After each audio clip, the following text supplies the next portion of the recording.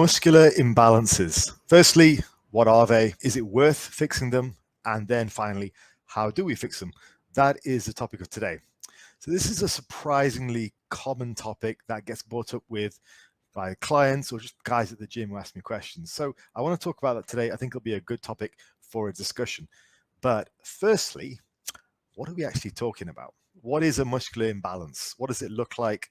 What do people normally ask about? And normally it's one of two things. First of all, it's the kind of left to right imbalance. Some people have left sides which are a bit smaller or right sides which are a bit smaller relative to the other side. It normally corresponds with your dominant arm or your dominant hand. Not always, but normally. And the other type of imbalance is individual muscles or muscle groups. A very common one that people think is delts being too small. People want bigger delts to be more aesthetic. Other one is like arms lagging or legs lagging. That's a very common one, or calves. So everyone has something which they're somewhat unsatisfied with, and that's their thing. Okay. So that's what we're talking about.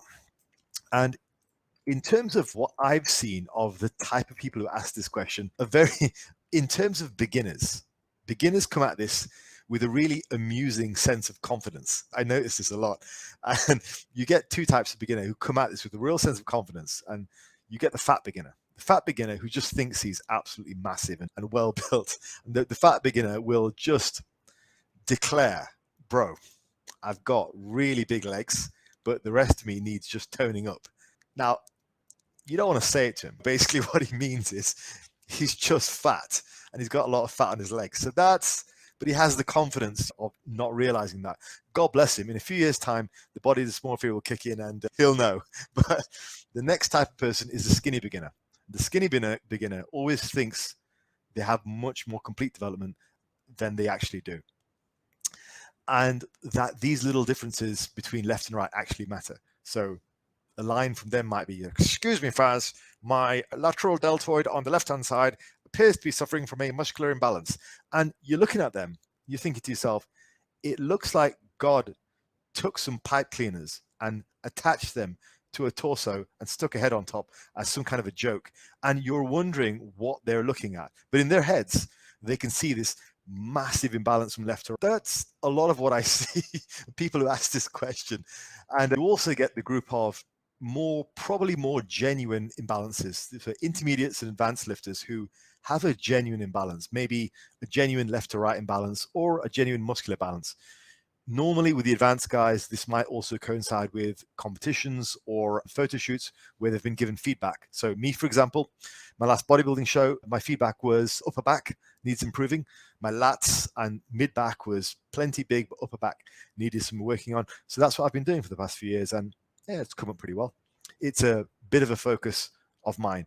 Also biceps, another focus of mine. So there are those who are either connected to competition or they've built a body of work which looks pretty impressive already, and they just want to even out some of the imbalances, which is fair enough. So in terms of, before we talk about muscular imbalances, before we get all excited, because this kind of topic appeals to everyone, before we get excited about it, let's just cover the basics, right? Before we even consider trying to fix a perceived imbalance, we need to consider a few things. Firstly, are you training with a good degree of intensity and focus? Okay, are you training hard? And I know that sounds really basic, but it's worthwhile saying, if you're just training like you're barely out of the beginner stage and you've got some size on you just because you've been to the gym, you've been consistent, but you're just in there, you're winging it, you can't really expect to have much more development than somebody who's just left the beginner stage. You haven't really done much. There's no intent. The next one is, do you actually do a balanced amount of volume across the routine? I can't tell you the amount of times that I've looked at people's routines and the reason for their imbalance is blatantly clear. Guys who will do, perhaps for hamstrings, they'll do one hip hinge, no leg curls across the whole week. And then they wonder why they're getting an imbalance from back to front. You know, it's very obvious. Guys who will be on, say, power building routines, who will refuse to do bicep work. And then they wonder why their biceps are lagging years down the line. Guilty, right? So we ensure we have some balance across the routine. Next thing is correct form. Now, this is a really obvious one too. And I see it all the time, but it's one of those things where if the person isn't aware of what they're doing, they won't see it. And a very, very common one is leg work. Not getting enough knee flexion on leg work. So doing squats or pendulum squats or leg presses or hack squats with tons of weight, but you're not even touching parallel, never mind going below parallel. You're using knee wraps. You're also using bands or reverse bands to lower the weight near the bottom. So you're really doing nothing. You're not taking your legs under any kind of tension at all. You're going halfway down. It's mostly back movement. You're squatting a lot of weight. So you turn around and go, oh, my legs just don't grow. I'm doing everything I can. And you look at their squat form and it looks like they've just done a curtsy to the queen, God bless her soul. And you're wondering how they can expect to grow the legs with these partial ranges of motion. It doesn't make any sense. So make sure you're using correct form. And the partial squat thing is a very common one, but it's not everything. People do the same thing with back work as well. Chest and shoulders, I find, is an areas where people don't tend to mess up as much. Like every now and again, you'll get the guy, usually the kid, who wants to test out his bench press, but most people tend to pay a bit more attention and care to the chest and shoulders. It's the back and legs which do it. People get lazy. They don't want to use a full range of motion. They don't want to work hard on back and leg stuff. It's hard work taking your legs through a full range of motion with a lot of weight. Like, it hurts. So people don't want to do it. They add on knee wraps. They go halfway down. They add a reverse band and they add the weight up, and they're convincing themselves they're doing all they can, when in fact they're wussing out of hard, effective leg training. The next thing is poundage progression. So just not having much of a focus on progressively lifting more and more weight over time. If you're not doing that, well, you're not going to get any luck. If you're trying to even out imbalances on your shoulders, then tell me, how much have you put on your overhead press over the last year? 10 pounds, 5 pounds? You're not going to get anywhere with that. All the volume in the world, it's not going to do a thing for you if it doesn't translate into the areas actually being more capable of lifting more weight. It's a very common thing. Faz, I want to get a big upper body. I want to get a big chest. How much do you bench? It's always the guy who benches a plate and a half at 5. So I said, my thoughts were then, what has he done to actually apply this knowledge? So I asked the question, as I always do in these circumstances, when everyone seems to know what to do, I say, well, let's have a look at how you've applied things. How much do you bench? I wanted to know how strong he was. What had he actually done to apply all this knowledge? He said, firstly, you know what, Faz, I'm not a powerlifter. And I said, yeah. Always the same guy. And you think to yourself, wow, like, what do you expect? Are you going to get a Chris Bumstead physique with an 80 kilo bench? It's not going to happen. And then the final thing is actually bulking. You need to have a track record of gaining 20 pounds of muscle. Like, before you say to me, look, Faz, I want to even out my imbalances, whether you're that fat beginner, the skinny beginner, or whatever you are. If you haven't actually put in a solid few years of lifting weights and actually gained some muscle and proven that you can gain some muscle, you've got no business with this. No business to prove to yourself, prove to me, you are capable of gaining some muscle tissue across your whole body before you start to specialize on the details. A great man once said something about a pebble, a rock, and carving. I forget what the exact quote was, but you know what I'm talking about. So, once you've covered all that, because there's a lot to think about this. If we're trying to fix an imbalance, there's a lot to think about. We're going to be devoting a lot of time to tell you whether it's worth it for you or not. I can give you some guidance, but if you have this burning desire to grow your delts over everything else, and that's all you're going to fix on for the next 12 months, then that's up to you. It's your prerogative. Cool. Stay tuned, and I will explain how to do that in a moment. So your perspective is a large part of whether you're going to decide to do this or not. Second thing is, from my perspective, your overall development and potential. Like, I need to see that you've gained some mass, but also you've got some mass to gain. Okay. I need to know that you're capable of doing this. And third thing is your level of contentment with potentially putting some areas on the back burner, because you're going to be doing more of anything in particular, but you're going to be doing more. You're adding more stress onto some areas, and you're going to need to put some other areas on the back burner. Okay. Not everything can come up at the same time. That's the definition of working on imbalances. You're going to be picking something specific. So are you happy with everything else holding back? If you were to say to me right now, am I happy with holding back the rest of my body just to focus on my biceps and my delts or my upper back? I would say, hell no. I still got pounds to gain. I don't want to waste that time doing that.